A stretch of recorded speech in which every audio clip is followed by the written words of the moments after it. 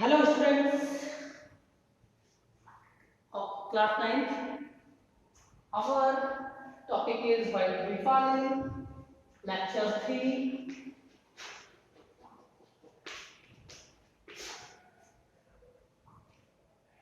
In previous lecture, we have studied about this chapter. Now we will discuss about preventive measures against communicable diseases.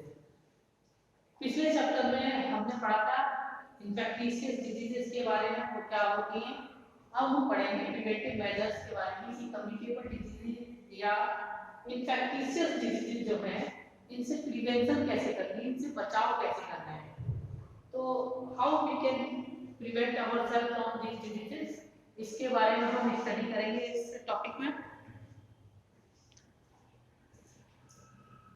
First है eradication of vectors and cases.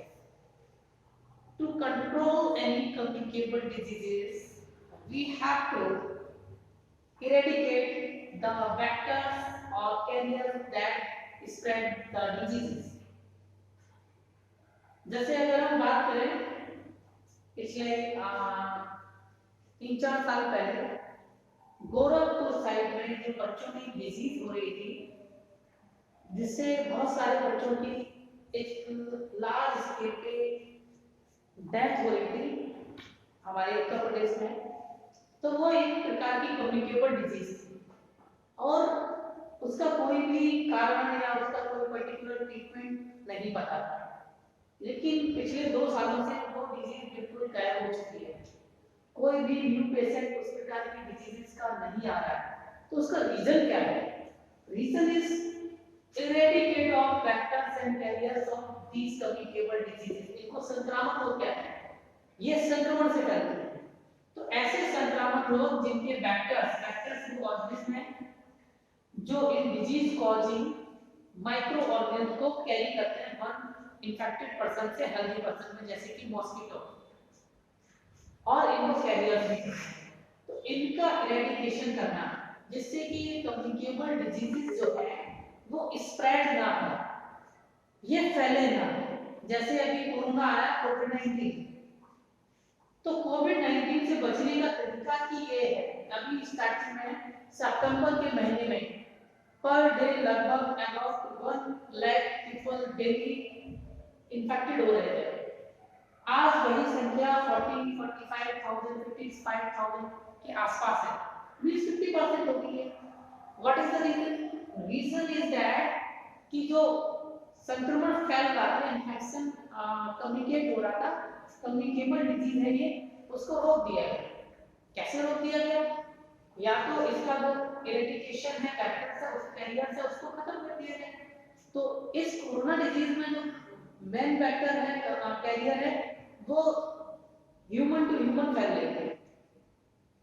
तो उसको जो patient संक्रमित है, infected है, उसकी जल्दी से जांच करके वो किन-किन ऑर्गेन्स के कांटेक्ट में आया है, बाय द कांटेक्ट ट्रेसिंग इस डिजीज को आज काफी हद तक कंट्रोल किया जा चुका है।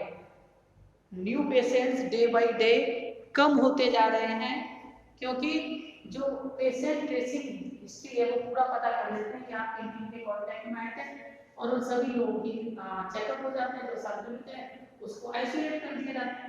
ठीक है, तो eradication of vectors and carriers.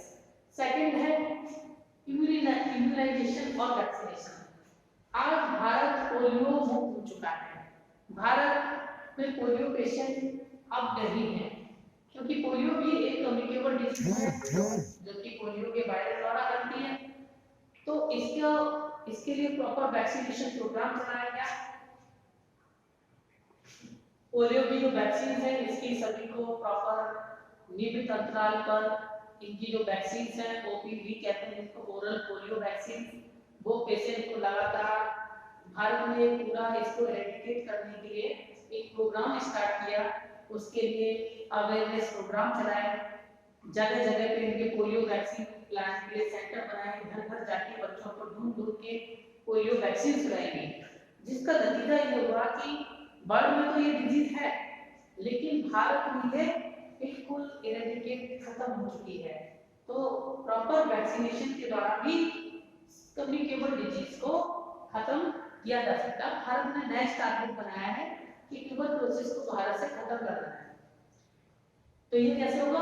By the proper vaccination, और जो पेशेंट हैं उनको अर्ली स्टेज में आइडेंटिफाई करके उनका पता करके उनका जो कांटेक्ट है, जो वो डिजीज को फैलाते हैं, कम्युनिकेट करते हैं, पूरा लिंक बनाते हैं, by the breaking of this link उसको बिल्कुल प्रॉपर आइसोलेट करके इसको किया जा सकता है।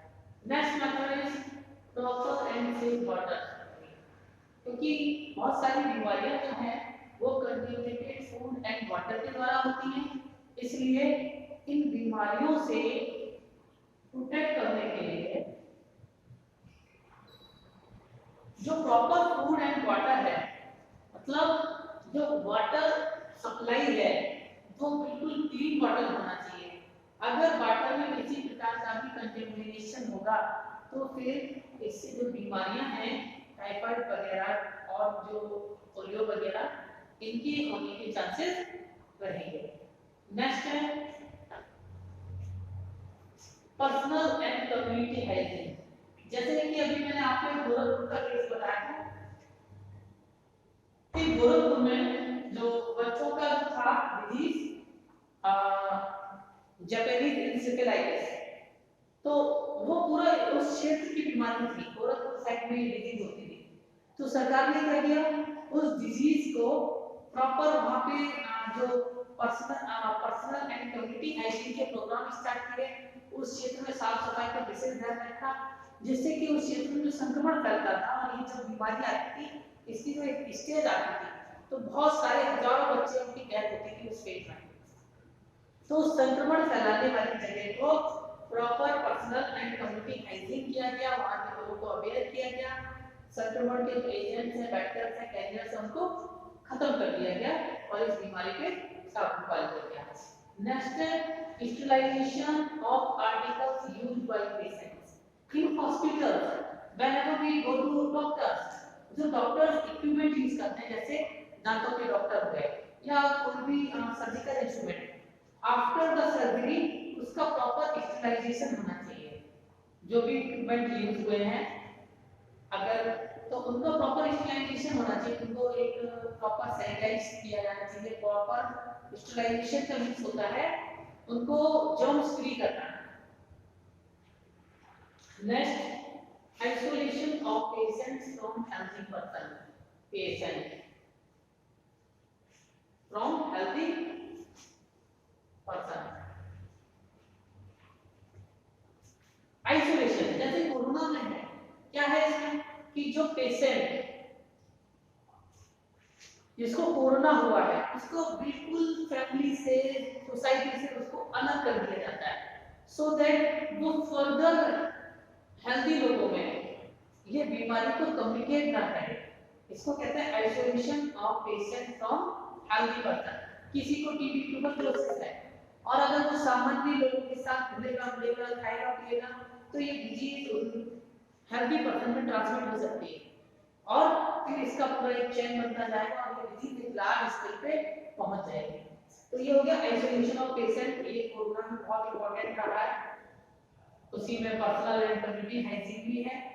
अब है हेल्थ एजुकेशन, लोगों के बारे में, लोगों को इसके बारे में अवेयर करना। जैसे बहुत सारे लोग कहते हैं कि कोरोना कुछ नहीं है, कोरोना नहीं, कोई बीमारी नहीं है कोरोना, ठीक है, तो लोग मास्क का मजाक कर रहे हैं। इसका भी ताजा एग्जांपल है कि इसने गरीब से गरीब और इवन जो देश के राष्ट्रपति प्रधानमंत्री हैं उनको भी नहीं छोड़ा। अमेरिका के जो राष्ट्रपति डोनाल्ड ट्रंप और ब्रिटेन के राष्ट्रपति, सबको ये हो चुका है। यानी हेल्थ एजुकेशन होनी चाहिए, लोगों को ये बात बारे में अवेयरनेस होना चाहिए कि बीमारी है और हमें इससे सावधानी रखनी है और साथ ही साथ हेल्दी रहने के लिए क्या क्या करना है। जैसे मैंने लास्ट चैप्टर में बताया था, proper diet, regular exercise, personal hygiene, वो सारी चीजें भी फॉलो करनी है। अब हम बात करते हैं फैट सॉल्युबल विटामिन की। विटामिन दो प्रकार के होते हैं, फैट सॉल्युबल विटामिन और वाटर सॉल्युबल विटामिन। तो जो विटामिन फैट में घुल जाते हैं उनको फैट सॉल्युबल विटामिन कहते हैं और जो वाटर में घुल जाते हैं उनको वाटर सॉल्युबल विटामिन कहते हैं। साथ ही साथ उनसे रिलेटेड बीमारियों के बारे में बताएंगे। फैट सॉल्युबल विटामिन में vitamin A, vitamin D, vitamin E, vitamin के। बी सी जो है वो वाटर सॉल्युबल विटामिन है, पानी में घुल जाते हैं। इसीलिए कहा जाता है कि जो वेजिटेबल्स हैं उनको काटने के बाद उनको धुलना नहीं चाहिए, ठीक है।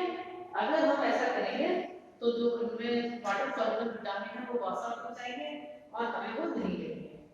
अब हम बात करते हैं विटामिन ए की, जो कि फैट सॉल्युबल विटामिन। इससे जीरोथैल्मिया एक डिजीज होती है। नाइट ब्लाइंडनेस, जब अंधेरे में एक पर्सन को अच्छे से नहीं दिखता है तो कंडीशन को कहते हैं night blindness.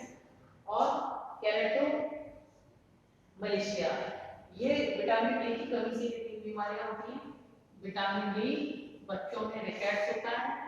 Osteomalacia in adult, बड़ों में इसको ऑस्टियोमेलेशिया कहते हैं, बच्चों में इसको रिकेट्स कहते हैं। इसमें जो बोन्स हैं, आपने देखा होगा कुछ लोगों के पैर जो है वो टेढ़े हो जाते हैं, तो बड़ों में इसको ऑस्टियोमेलेशिया कहते हैं और बच्चों में इसको रिकेट्स कहते हैं। Vitamin E, the deficiency of vitamin E causes anaemia, ठीक है। ये एक अलग लेवल की बात है, वैसे तो आपने पढ़ा होगा कि ये आयरन की कमी से होती है। इसमें दो डिजीजेस हैं, माइक्रोसाइटिक और पर्नीशियस।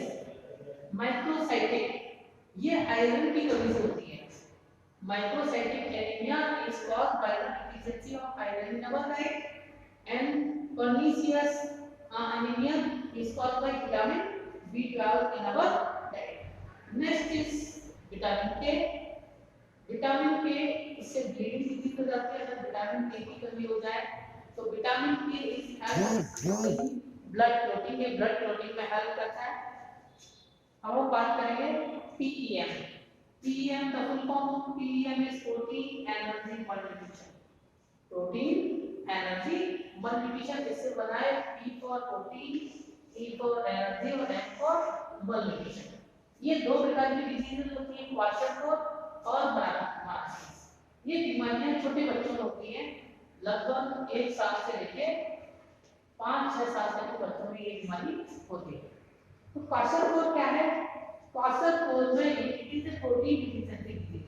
जो छोटे इन्फेंट्स हैं, बच्चे हैं, जब उनमें प्रोटीन की कमी होती है, ठीक है, तो एक डिजीज कॉज होती है जिसको कहते हैं क्वाशरकोर। एंड जब बच्चों में प्रोटीन और कार्बोहाइड्रेट दोनों की कमी होती है तो एक डिजीज कॉज होती है जिसको कहते हैं मरासमस। अब हम इनके दोनों के जो कैरेक्टरिस्टिक्स हैं वो 1 बाय 1 एक्सप्लेन करेंगे। फर्स्ट है kwashiorkor. Kwashiorkor occurs due to deficiency of protein in the diet. जो पेशेंट है जब उसकी डाइट में, बच्चों में होती है, तो जब बच्चों की डाइट में प्रोटीन की कमी हो तो एक डिजीज होती है जिसका नाम है kwashiorkor. Child looks oedema in lower legs, child shows oedema in lower legs, lower arms and usually in face. जो उनका फेस है, जो लेग्स हैं, वो अलग प्रकार की वीकनेस ही दिखती है। एपेटाइट इज पुअर, उनकी जो भूख है वो कम हो जाती है। स्किन शोज नो चेंज, और स्किन जो है उसमें कोई परिवर्तन नहीं दिखता है। इरिटेबल मोर्निंग एंड एपेथेटिक, जो वो जो है इरिटेबल हो जाते हैं, चिड़चिड़े हो जाते हैं, अजीब सी आवाजें करते हैं। It occurs in children from 1 to 5 years of age। अब हम बात करते हैं मरासमस की। Occurs due to deficiency of proteins, carbohydrates and fat in the diet. ये प्रोटीन, कार्बोहाइड्रेट एंड फैट तीनों की कमी से होती है।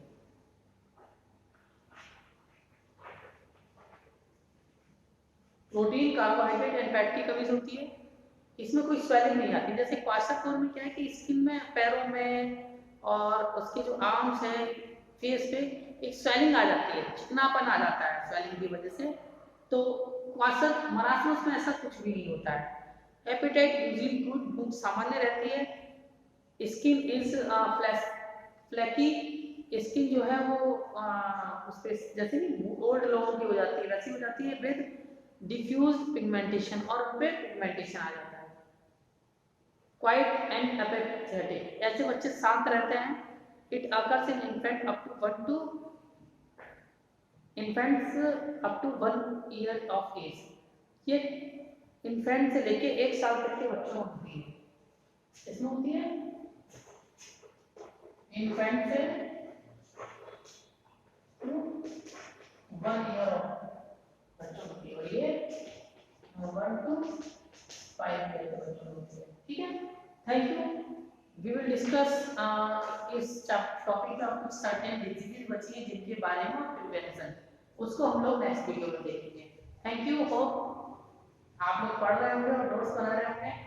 फ्राइडे को आपको अपने नोट्स सबमिट करने आना है, प्रोजेक्ट सबमिट करने आना है, उस दिन नोटबुक भी लेके आनी है। Thank you.